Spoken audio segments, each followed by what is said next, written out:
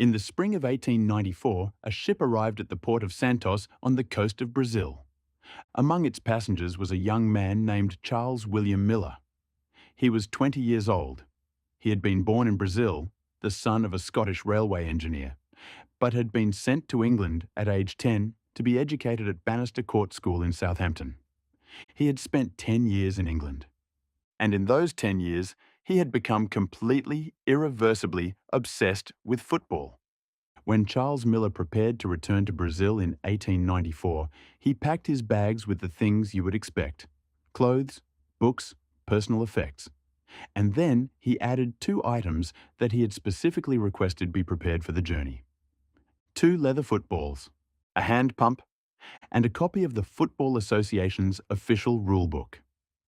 When his ship docked at Santos and he cleared customs, the official checking his bags reportedly looked at the 2 footballs with complete bewilderment and asked what they were for.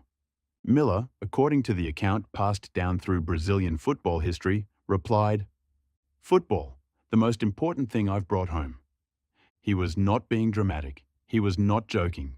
He was entirely, literally correct. But here's the thing. Charles Miller is one name, one story, one young man with 2 footballs in his luggage.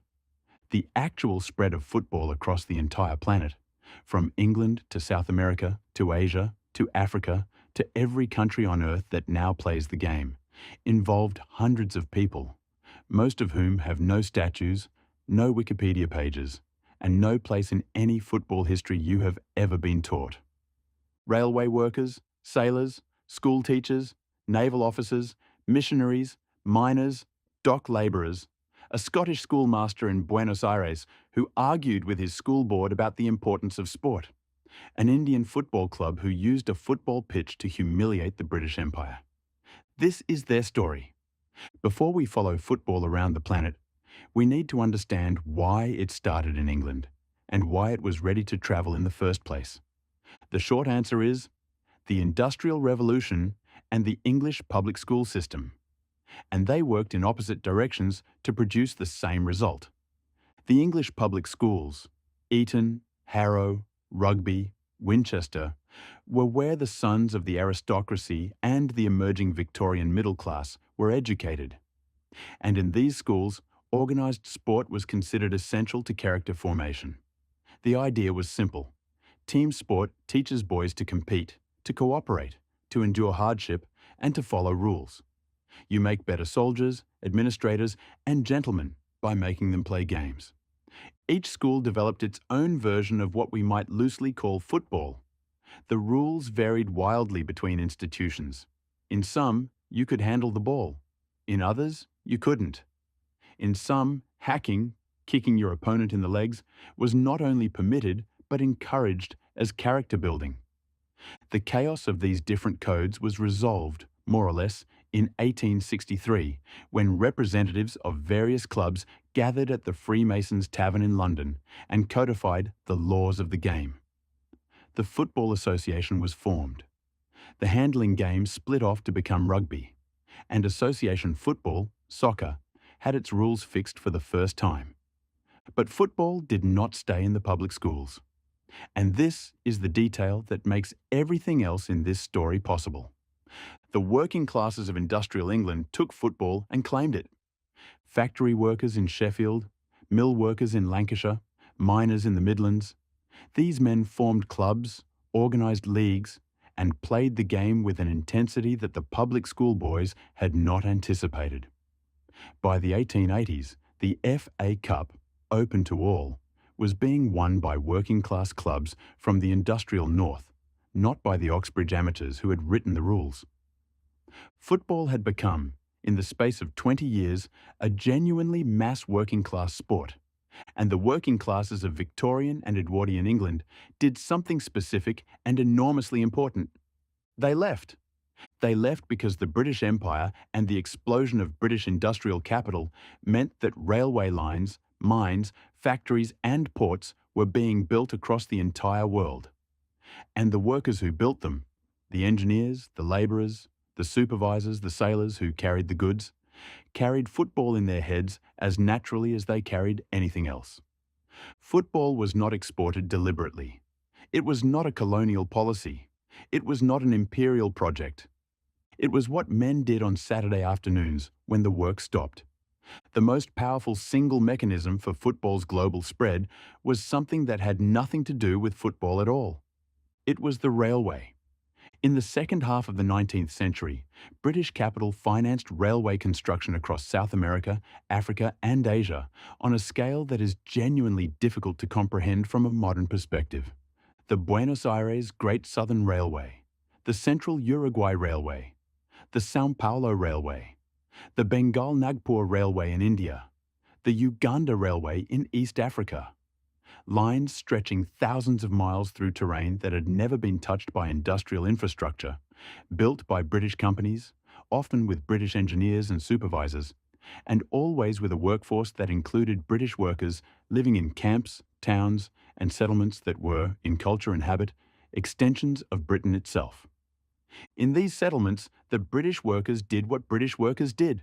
They formed clubs. They organised sport. And the sport they organised, overwhelmingly, was football. The teams they formed are, in many cases, still playing today, under names that are the most obvious possible evidence of their origins. Newell's Old Boys in Argentina, named after Isaac Newell, a British schoolmaster from Kent who came to Rosario with the railway. River Plate, the river that British ships sailed up. Everton de Viña del Mar in Chile, named directly after the English club by British workers in the port city. Peñarol in Uruguay, whose name comes from the Peñarol district of Montevideo, where the Central Uruguay Railway's workshops were located. The club was founded in 1891 by railway workers. Its original name was the Central Uruguay Railway Cricket Club. They played cricket first. Then football took over. Let me say that again. One of the most famous and celebrated clubs in South American football history.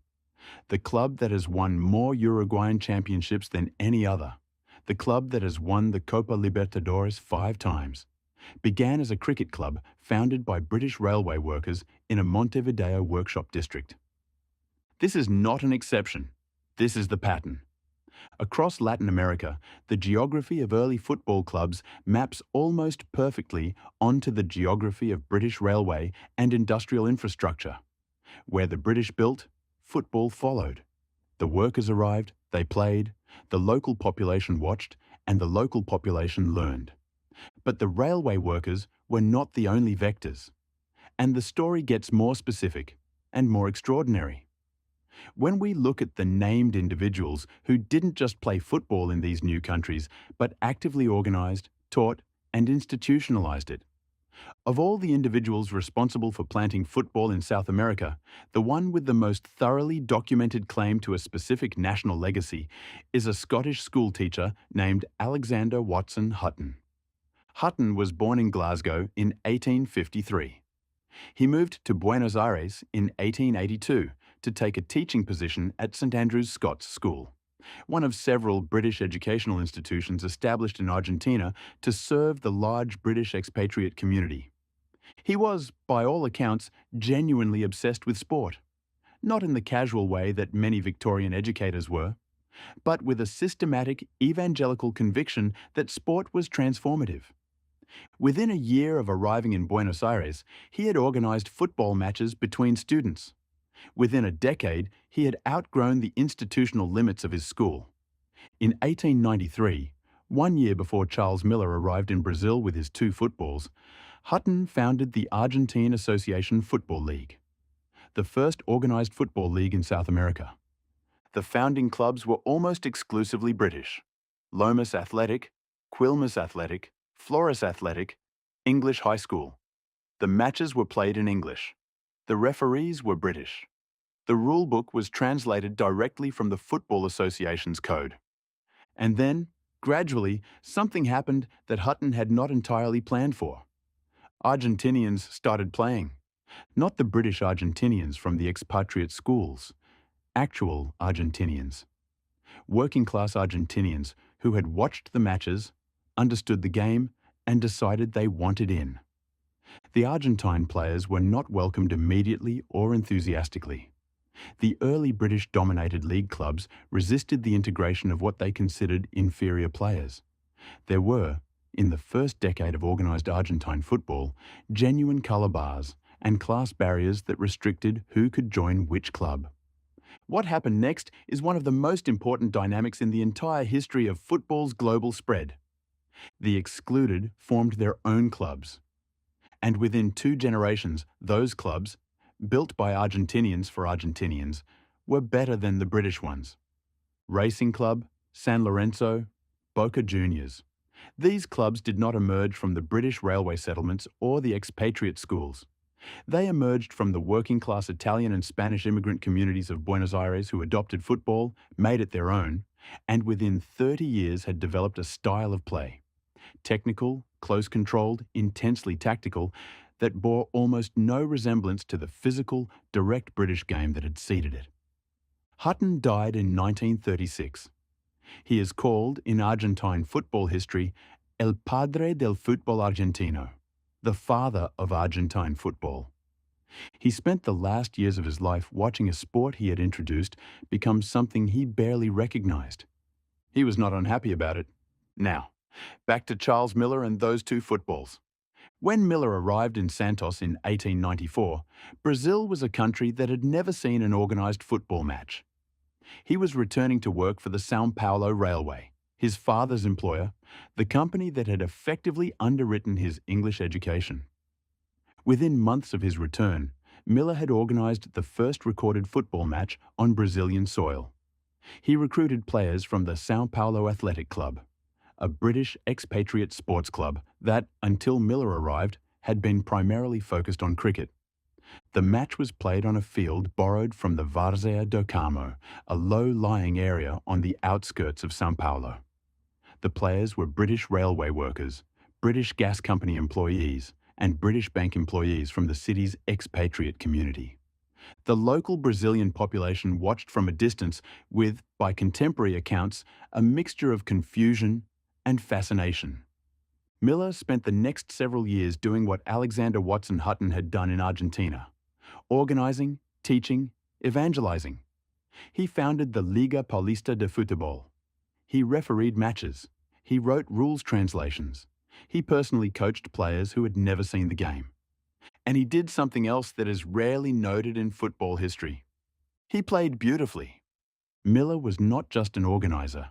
He was technically one of the best players in early Brazilian football, fast, skillful, and in possession of the dribbling techniques he had learned on the playing fields of Southampton. The Brazilian workers who watched him play did not see the game as a foreign import to be tolerated. They saw something that looked like freedom and art and joy. They wanted to play it. The game spread from São Paulo outward through Brazil's railway network and port cities, with a speed that surprised even Miller. Within 10 years of his arrival, football clubs had been founded in Rio de Janeiro, Santos, Campinas, and beyond. Within 50 years, Brazil had produced Pelé. Within 100 years, Brazil had produced more World Cup trophies than any country on earth. It started with 2 leather footballs in a customs hall. Miller lived to see Brazilian football become the most celebrated in the world. He died in 1953, aged 79, 3 years after the Maracanazo, which we covered in a previous video, still living in São Paulo. He never received a knighthood. There is no international airport named after him. Most Brazilian football fans today would not recognize his name. There is a small street in São Paulo called Rua Charles Miller. That is, more or less, the full extent of the monument. The mechanism for football's spread into Asia was different from South America, and the difference matters. In South America, football arrived primarily through long-term British residents, workers and settlers who were there to stay, who built institutions and leagues and permanent clubs. The roots went deep because the people planting them weren't going anywhere. In Asia, the initial vector was more transient. Sailors and naval officers stopping at port cities along the major shipping routes, playing matches on any available flat ground, and moving on.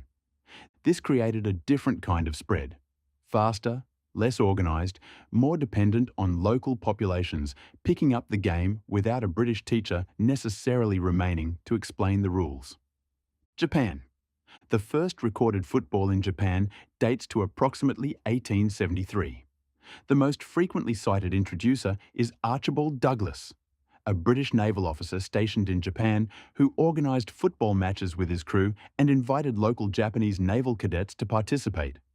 The detail of Archibald Douglas matters less than the mechanism. Japan's early football was introduced through the naval officer class, an elite, technically sophisticated group who were already engaged with Western modernization under the Meiji Restoration. Football in Japan entered through the top of society rather than through the working class, which is almost the opposite of its trajectory in England. This shaped Japanese football culture in ways that persisted for decades. Meticulous, structured, disciplined. The Japanese approach to football, even today, reflects the military and institutional manner in which the game was introduced. China, Shanghai. The word alone tells you what you need to know about how football entered China. Shanghai, in the 1870s and 1880s, was the most cosmopolitan city in Asia, a treaty port with large British, French, and American international settlements, operating under semi-colonial arrangements that gave Western nationals enormous power and autonomy. The Shanghai Football Club was founded in 1879. It is one of the oldest football clubs outside England. Its members were British merchants, bankers, and traders, the commercial elite of the foreign concession. Football spread from Shanghai along the coast and along the Yangtze River trade routes, carried by British commercial networks exactly as it had been carried along railway lines in South America.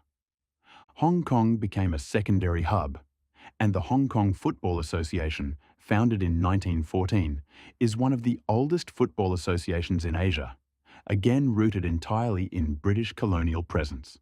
What is striking about football's spread through Asian port cities is how consistently it followed money and trade rather than governance or empire. Football arrived where British commercial interests were strongest and stayed where local populations found in it something worth keeping. Of all the stories in the global spread of football, the one that deserves the most attention, and receives the least, is what happened in Calcutta in July 1911. To understand it, you need to understand what football meant in colonial India. The British in India had brought football, as they brought everything else, as part of the infrastructure of colonial administration. The army played football. British schools taught football. The Durand Cup, one of the oldest football tournaments in the world, founded in 1888, was established for British military regiments stationed in India. For the first decade of organised football in India, the competition was explicitly segregated. Indian clubs played against Indian clubs. British clubs played against British clubs. The two were not supposed to meet, certainly not competitively. The IFA Shield, established in 1893 in Calcutta, was the premier football tournament in India and was dominated entirely by British military regiments. Then, in 1911, a club called Mohun Bagan AC entered the IFA Shield. Mohun Bagan had been founded in 1889 in Calcutta. It was an Indian club, Bengali, middle class, deeply connected to the Bengali nationalist and independence movements that were gathering force in the early 20th century. Their players wore no boots. Let me make sure you understood that correctly. The Mohun Bagan players who entered the 1911 IFA Shield played barefoot.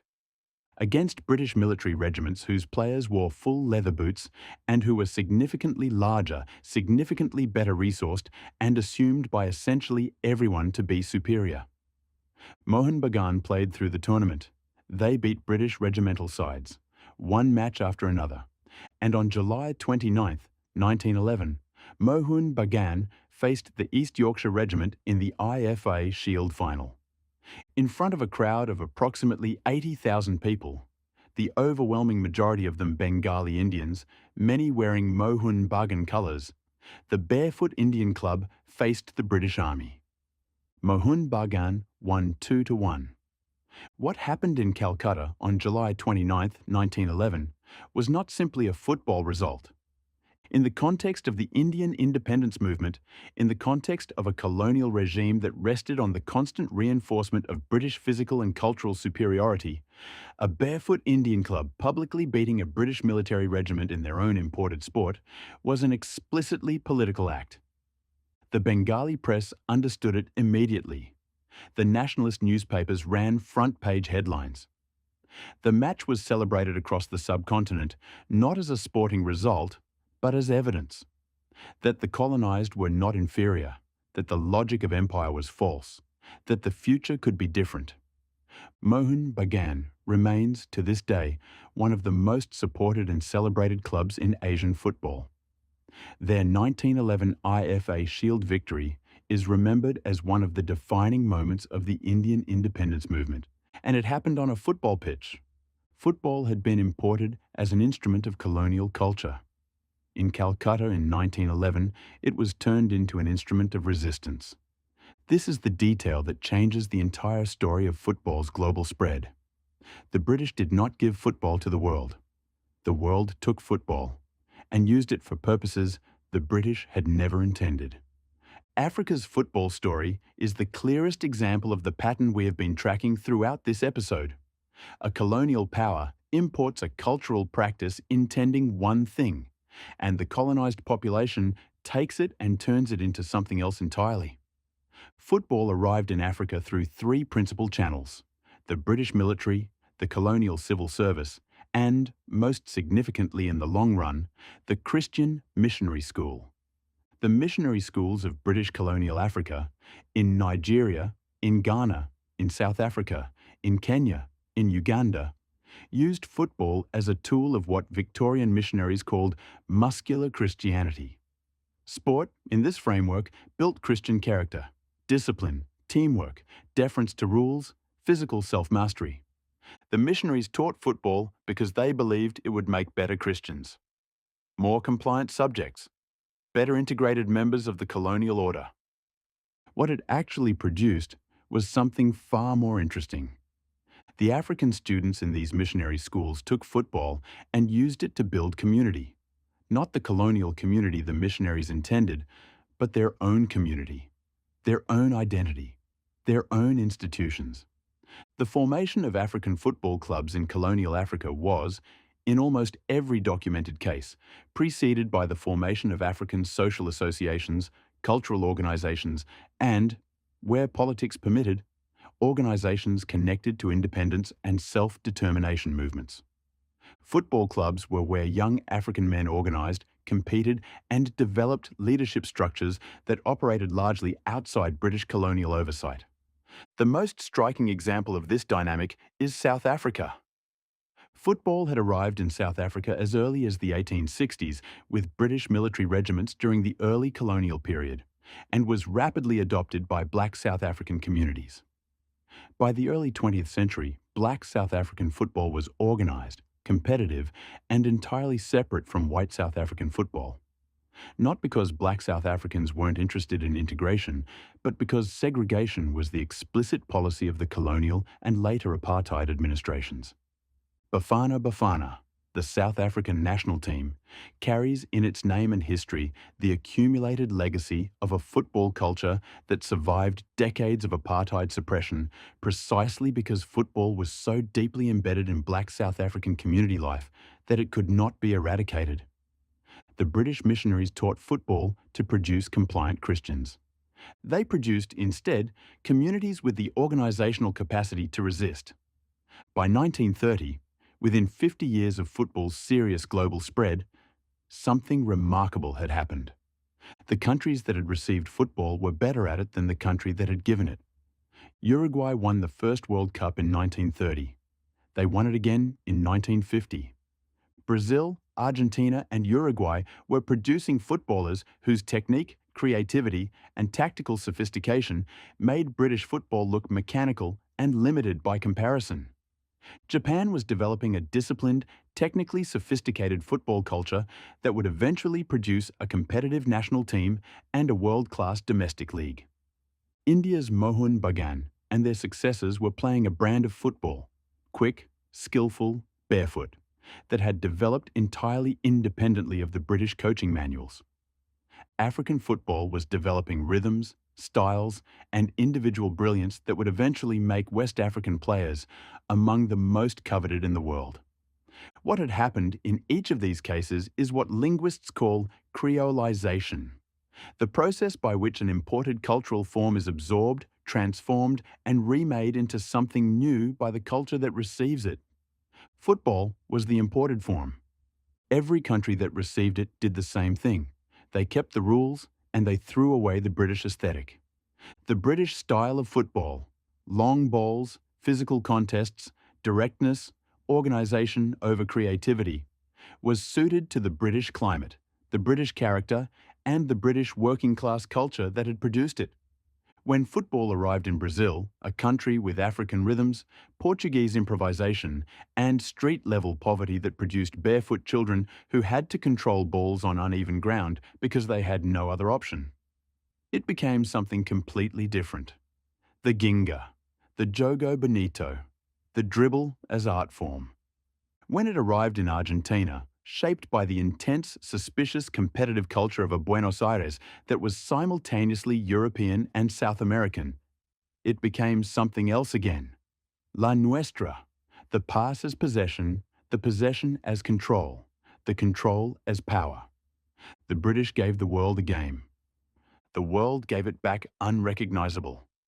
And the British, having watched Pelé in 1958, Cruyff in 1974, Zidane in 1998, spent the rest of the 20th century desperately trying to learn the version of their own game that the world had invented without them. I want to end this episode with something that I think gets missed in almost every version of this story. The spread of football around the world is usually told as a British story. England invented the game. England exported the game. England gave the world its most popular sport. This version is true technically, and it misses almost everything important. The actual story, the real story, told through the people who actually carried football across the world, is a story about something much more human and much more interesting than imperial export. Charles Miller was not sent to Brazil by the Football Association with a mandate to spread the game. He was a young man who loved football, came home, and wanted to keep playing.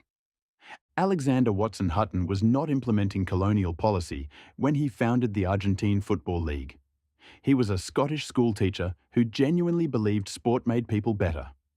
The railway workers who formed clubs in the workshops of Montevideo and Rosario were not cultural ambassadors. They were bored and homesick on Saturday afternoons, and they wanted to play football. The Mohun Bagan players who walked barefoot onto a Calcutta pitch in 1911 were not passively receiving a British gift. They were taking something the British had brought for their own purposes and weaponizing it for entirely different ones.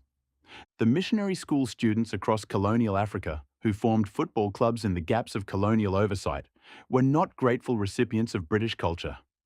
They were building institutions and communities that colonial administrators had specifically not intended to create. Football spread around the world because of a specific quality it has, and has always had, that no other sport quite replicates. You need almost nothing to play it. A ball, any flat space, any number of players between 2 and infinity. No equipment, no facilities, no cost beyond the ball itself. This meant that once it arrived, once anyone saw it played once, it could be reproduced anywhere, by anyone, with or without the permission and involvement of the people who brought it. The British Empire controlled territory. It controlled trade and governance and military power. It could not control who kicked a ball. And the moment football was in the hands of the world started making it into something the British had never imagined. Something more beautiful, more inventive, more joyful, and more powerful than the original. That is, in the end, the actual story of how football conquered the world. Not because England exported it, because the world took it.